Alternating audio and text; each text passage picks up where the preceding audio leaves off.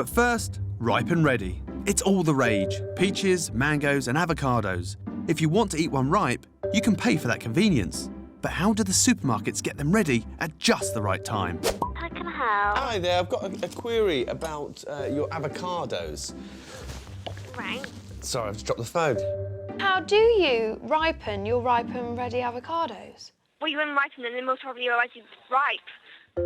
So have you got them all in a room where you go around thinking that one's nearly ready, that one's ready? Yeah. Right, I've got you. Just got to keep giving it a little feel every day. That sounds an interesting job, being an avocado squeezer. Yeah, very interesting. We obviously don't eat them as much as I'm up with them every day, but they would know. Yeah, just by looking at it. Yeah. Yeah, yeah.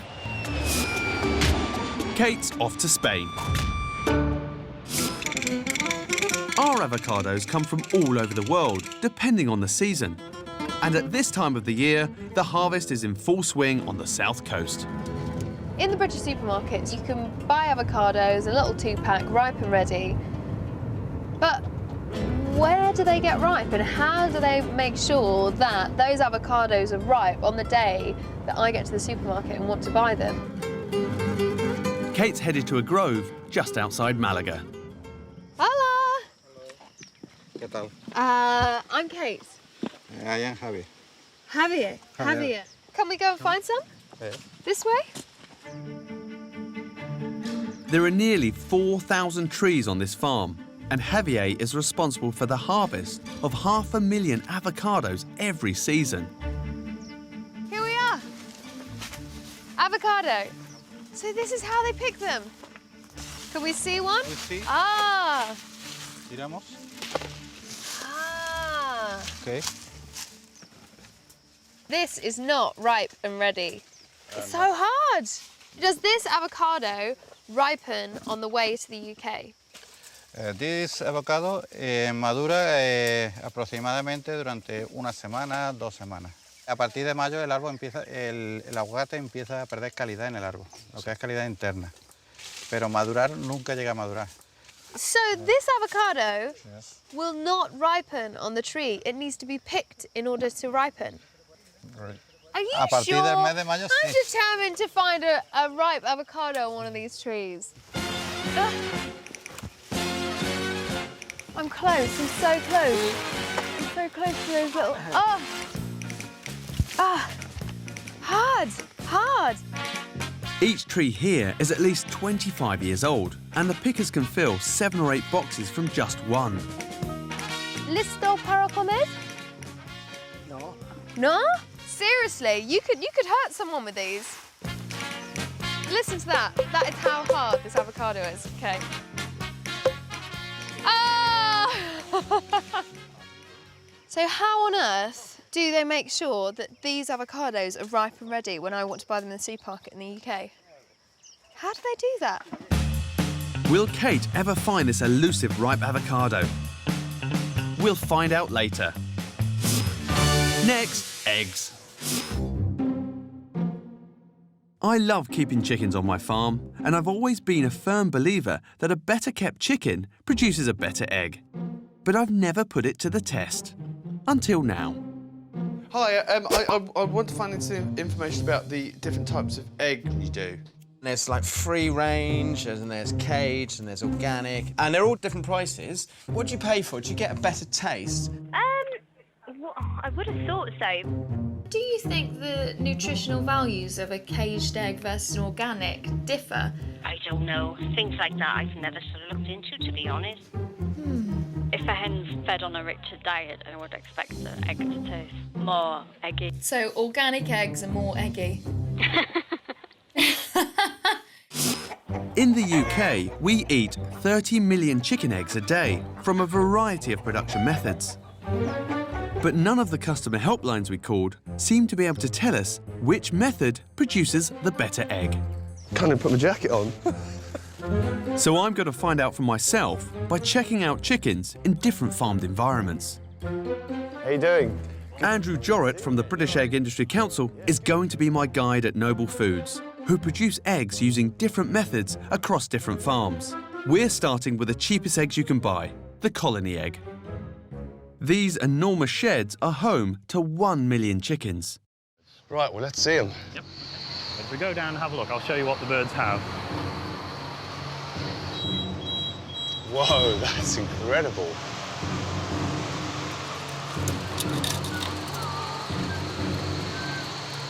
I've been in lots of battery farms before, but I've never, ever seen anything like this. So in this shed here, you control the lighting, the feed, you transport the eggs away once they've been laid. It's quite an alien environment for many people.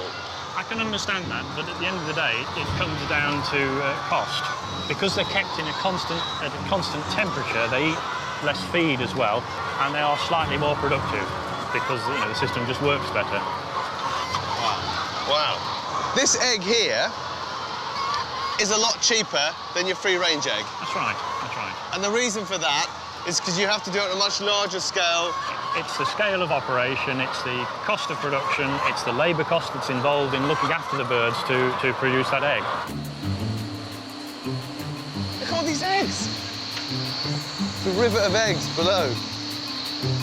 These colony hens produce 7 million eggs a week. How many stories are we? It's 3 stories, this house. And how many rows have we got? There's 9 rows of colony cages in this house. And there's layers of chickens in each row, isn't there? There are. There's 4 layers in each story. Next step up is the barn-kept chicken. Free to roam inside, but not out. Unlike this free-range farm. Surely these outward-bound girls lay a better egg. So we have now our free-range laying birds. This is one of them. And interestingly, you just walk into a shed and you think all these birds aren't free-range because they're inside, but they choose to come in here because they can come and go as they please. That's absolutely right. I think it would surprise most people that when you look at a free-range flock, they're not all outside during daylight hours. This, of course, is where they get their food. It's where they lay their eggs. And it's also about time of day and weather. It's the bird's choice. They choose to be in. The birds have the choice. They can stay in or they can go out. Following all the birds out, look at them. So in this system, they get much more of a natural life then? Clearly, yes, there's a difference here that the birds can express more of their natural behaviour. That means eat grass and pick any insects and things like that that birds would eat naturally. Well, see, if I'm paying for a more expensive egg and on the box it's free range, and I look out here and there's one eating grass there and the sun was out earlier, I think, God, it's got to taste better, hasn't it? And then, of course, you've got organic eggs. There's only one way to find out which of these birds lays the better tasting egg, and I'm going to need my frying pan. Next, balsamic vinegar. You can pay as little as £1 or as much as 20 in the supermarkets. But isn't all balsamic vinegar the same? I got a couple of bottles, and one was really expensive and quite posh looking, and the other one was quite cheap. So I was wondering if they use the same grapes. For the more cheaper brands, it'll be a less quality grape. You haven't got anyone who's in charge of balsamic. You wouldn't have someone there called Vinegar Vera. It's very unlikely. Balsamic vinegar. Balsamic vinegar. Blah, blah, blah. Is the balsamic like a fruit they put in it then? Is that the colour? Maybe, I don't know. I have no idea what it's made out of, and I've got to be honest. One thing all these bottles have in common is the word Modena. Turns out that's a city in northern Italy. Best start there then.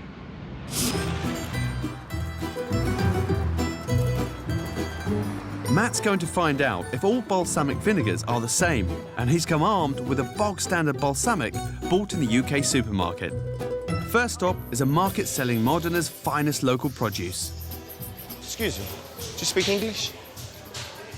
Few? Can you tell me, balsamic vinegar, Modena, do you know why?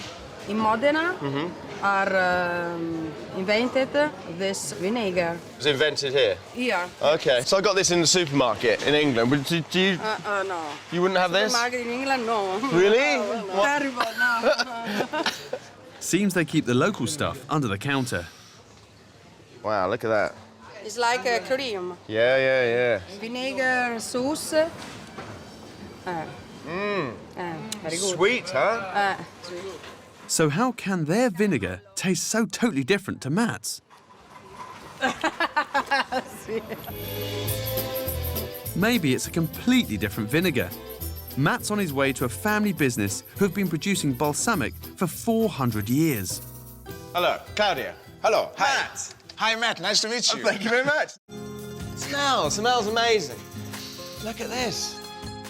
You start mainly from white grapes. The white grapes? Yes. To make a very dark, sticky vinegar? Yes, because you take this grape, you push them, you obtain the grape juice, which we call the must, and then you cook it down slowly for at least 3-4 hours. And while you cook it, you leave the skin, and then the result is black. Then they add a little vintage wine vinegar and it's aged in barrels. This is a patented method of making the champagne of vinegars. This is aged at least 12 or 25 years. That's a huge amount for vinegar. Yeah, but when you say balsamic vinegar, actually 12 or 25 are classic numbers. So that explains why Traditionale balsamic can cost £100 for just 100 mils. I got 250 mils here, and that cost me a couple of quid. So what is in Matt's cheap vinegar? Matt's in the Italian region of Modena, immersing himself in balsamic vinegar. He's found out that the top-end bottles take at least 12 years to make and can cost £100. But what's in the balsamic that costs just £1? Hello. Hello. How you Hi. doing? Welcome. Nice to meet you. Andreas Bombarda's factory has 13 million litres of balsamic vinegar in production at any one time. These would house vinegar, would they? This is balsamic on an industrial scale, but they still begin with the same ingredients, grape must, and it comes in by the tanker. Ah, look at that. That's beautiful. But even this mass-produced balsamic is aged in wooden casks, although the cheapest variety will be held for only 2 months. What's the benefit of leaving it for 2 months as opposed to just making it and bottling it? Yeah, but staying in the wood 2 months doesn't give a lot, but still gives something. Yeah. Like the flavors of the wood, the tannins from the wood. Yeah. Traditional balsamic vinegar is more for upscale recipes, gourmet dishes. Yeah. So is there a kind of a school of thought that traditional balsamic vinegar is the proper stuff, and stuff like this is maybe fake? Well, it's not actually fake, it's just different. Right. It's just different, less expensive, Yeah. invented by poor people for themselves. To produce this vinegar for the masses, the process is simply shortcut. The must is a colourless concentrate and is often diluted with wine vinegar. It's a lot like wine, isn't it? You get very, very good wine, and then you got wine that you drink every day. The comparison is perfect. I mean, thanks. Your comparison is perfect. Very good. And now, back to avocados.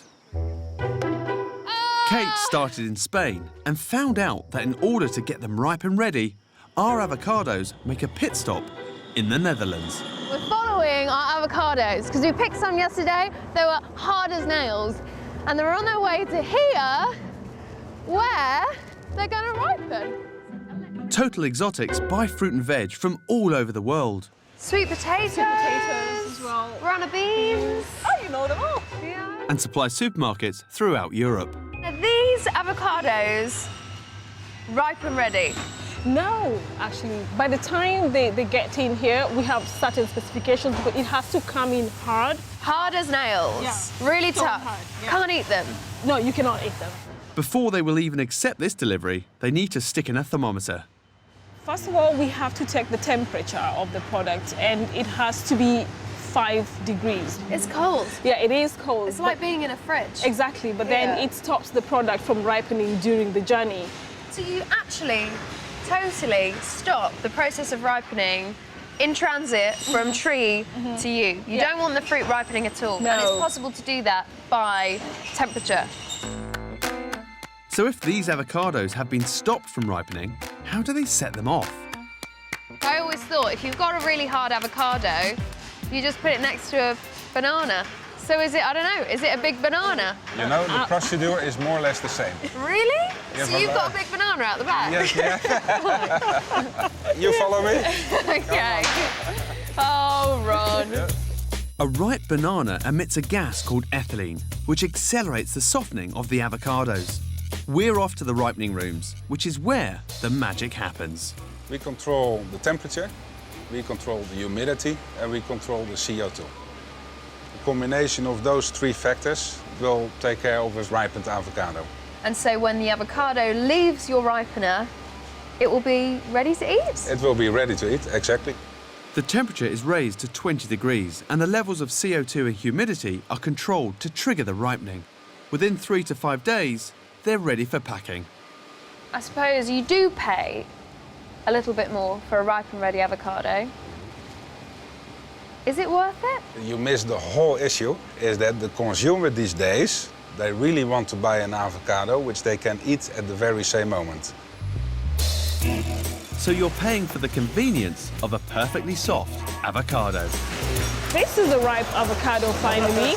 This still feels pretty hard to me. The process has already started, and we have to give it some time onto the shelf, because if we have it very ripe from here, then by the time it gets to the end consumer, you cannot eat it. It's going to be no good. Exactly. So this avocado has to leave you with like a few days in the bank. So ultimately, it's not fully ripe, but in a couple of days, it will be. It is ripe, actually. You could eat it. If you open it, hold on a second, you see? Oh, she's going for it. Yeah, it's already ripe. So that is pretty soft. You could eat it. Maybe a little hard for guacamole. Yeah. You know, maybe not as squishy as you want it But to by be. the time it gets to retail, then it's ready for guacamole. Okay. Ripe and ready is becoming more and more popular. The science gives us choice, but there is wastage. 350 tonnes of ripe and ready avocados go into the bin every year in the UK. I'm on a journey to find out which egg tastes better. Caged, barn, free-range or organic. Having seen how they live, I now want to see what they eat and how that affects the egg. Hello, Martin. How are you doing? Welcome to Humphrey Feeds. Great to be here. Martin Humphreys makes chicken feed for all varieties of hens. Jimmy, this is what you've come to see. This is where it starts. So this is it? This is it. That's conventional layers feed. Just like muesli? Very similar. What is the difference in terms of feed when it comes to your caged hens, your barn hens, your free range, your organic? If we put organic to one side, because that is quite different on several different levels, but if we look at the conventional, so the colony, the barn and the free range, there are slight differences. However, the ingredients that we use are broadly the same. If we are what we eat, then the feed has got to be crucial to the taste and even the nutritional value of the egg. So what goes into the stuff? Why are you putting salt in? Is it to make it taste better for the bird, or is it to do with its biological function? Absolutely biological function. If they have too much salt, they'll be desperate to drink. Too little salt, and they need to make up the deficit. Because they're omnivores, they could start doing things you don't want to talk about. So by adding salt, yes. I know with my certain chicken, especially with our turkeys, is that if they don't get the right balance of salt, they try and find it elsewhere. And a good source of it is the blood of other animals. So they like to peck or even eat eggs. Yes. You know. So what's next then? Critical thing is the yolk colour. Right. So we need to look at the pigments. Now in conventional diets, all have the same base yellow, which is marigold. So you're providing a natural colour through petals of the flower? This is produced in China and India. If you were to look at a bird that was not exposed to any form of colourant, it would be a really insipid colour. People wouldn't want it, but we need to add something more to give us the orange. So, paprika. It gives us the red quality, so we can meet in the middle and produce an orange. Are organic eggs coloured? Yes, organic eggs are coloured, but they use a different pigment. This is concentrated alfalfa. It's made in one plant in France. But by the time we put that in the food, it creates a good yellow yolk for an organic. So there are differences between organic and standard feed, but both are cleverly designed to have a significant impact on the eggs. If they can affect the colour of the egg and the chicken's behaviour, I'm now convinced that organic eggs will taste better. To prove my theory and to put all 4 types to the test, I'm meeting Dr. Carrie Ruxton, a dietitian and one of Britain's leading authorities on eggs. Good to see you. There we go. Now I've got a pile of eggs here. Okay. All different, free range, organic, Yeah. barn, the whole shebang. Cook them up, Yes, I will. and we're going to taste the I difference. think we're going to disagree, but let's see how we get on. I think we're going to taste the difference. There we go. Okay, thank you very much. Perfect. First of all, label those up so I know which is which. I don't think I'll be able to tell the difference between these. It's crunch time. I don't know. Hopefully, I'll be able to pick the free-range eggs from the birds that have been living in cages. What are those eggs saying? Eggs are fine. I'm just making them. You're gonna have to help me. I know, I'm going to help you, don't worry. So this is egg number 1. Okay, egg number 2. Here we go. Egg number 3. And finally, egg number 4.